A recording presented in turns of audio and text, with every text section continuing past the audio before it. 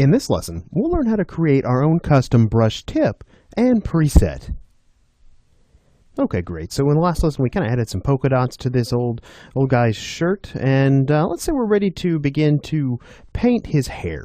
Now, I want to also say that maybe it's one of those instances where, we've looked through some of these brushes and we haven't found a brush that we're happy with for painting his hair. So we've determined that, we'd like to make our own custom brush, not only brush preset, but brush tip as well, so that we can kind of dictate what that stroke looks like. Well, that's actually very, very easy here inside of Photoshop. I'm going to hit the D key to reset back to my default color scheme, and I'm going to come in and we're just going to grab maybe this brush right here.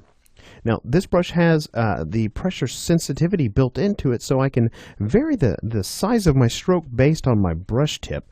And I'm just going to come over here. It doesn't really matter which layer we paint on. And I'm going to kind of zoom in here.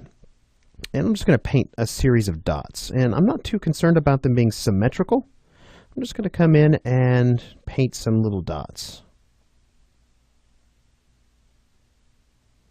Kind of just randomly placed.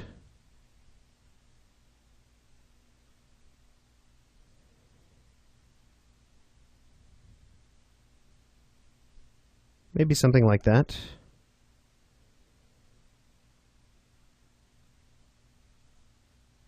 All right, great. That should work just fine. So we could always come in here and just polish these up. But when it comes to creating custom brush tips, the thing you want to remember about that is no color detail. Basically, Photoshop is going to look at the grayscale information. So in this case, we've only painted with black, but we could come in here with our brush and maybe even come in and add some grays in if we want to. Kind of chunking away at these a little bit. But again, Photoshop is not concerned with color. It's only concerned with grayscale values. So let's say this is what we want to use to make our custom brush. Well, it's very, very simple. Let's come in here, and I'm simply going to grab my rectangular marquee, and I'm just going to draw a square around this. So kind of center that up if we need to. There we go. That should work fine. So making your own custom brush tip inside of Photoshop is as easy as coming up here to Edit and choosing Define Custom, or rather Define Brush Preset. And as soon as we choose that, Photoshop's going to prompt us to give this brush a name. Let's just call this, we'll just call this Old Man Hair, something like that. And we'll hit OK.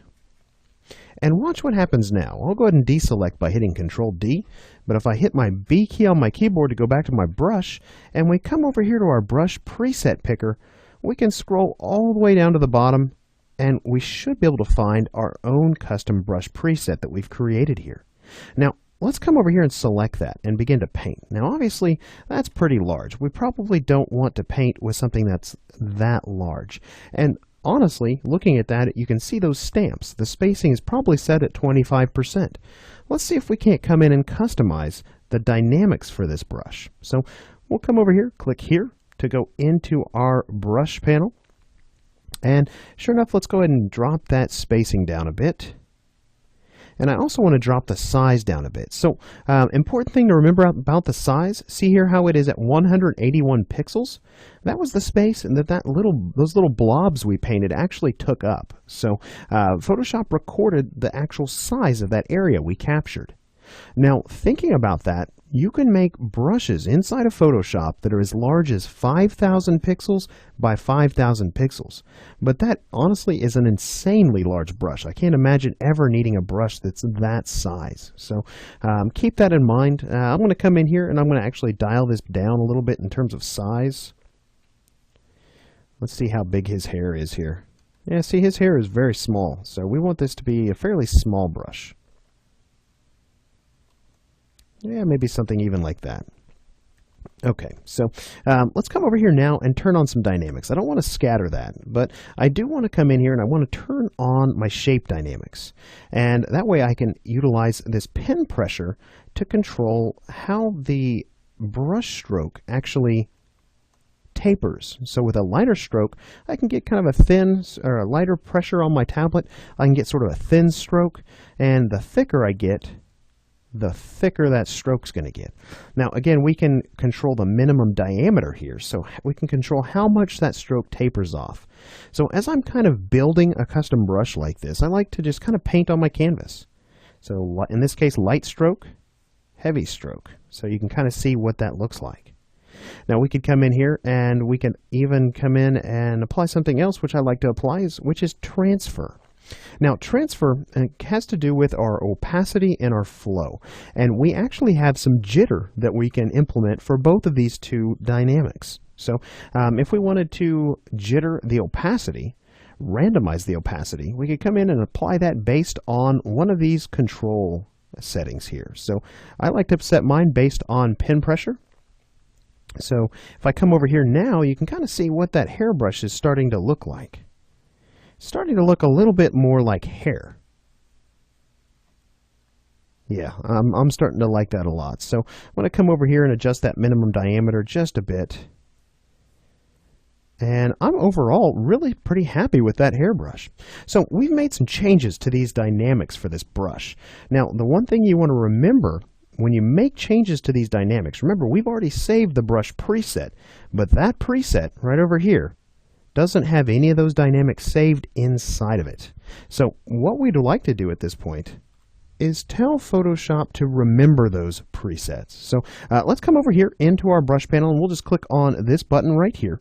And what this is going to do is it's going to create another brush preset. But this one is going to remember those dynamics that we recorded here. So let's just call this, we'll just call this hair, because I think we could probably use this for really any character. It doesn't have to be for the old man. So if we come in and record that as hair, now we can say right click, and you can see now we have yet another new brush preset. This one has our new size as well as those dynamics included that we've created here. Now ultimately, if I come back over here, I've made kind of a mess on my canvas, so I want to go ahead and grab my eraser and make that larger by holding down Alt, right clicking and dragging. We'll come over here and just kind of clean that area up. And if we want, let's come over and on our color layer here, hit the B key on our keyboard, go back to our brush tool, and we can start to paint our old man's hair. Sort of like so.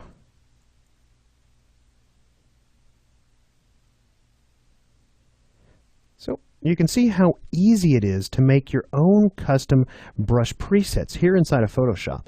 You know, even when the presets you need, maybe that particular brush tip doesn't exist, don't hesitate to come in and begin to think about ways to create your own brush tip. I know that we created one just by painting some abstract information onto our canvas, but you know, you can use really any kind of grayscale information to come in and create your own custom brush tip, whether it's information that you get from a photograph, whatever the case may be. So in this lesson, we've learned how to create our own custom brush tip and preset with configured dynamics that fit our need. With that said, let's go ahead and move on to the next lesson. In the next lesson, we're going to kind of take a little detour, and we're going to learn a little bit about how we can fill selections with color using the paint bucket.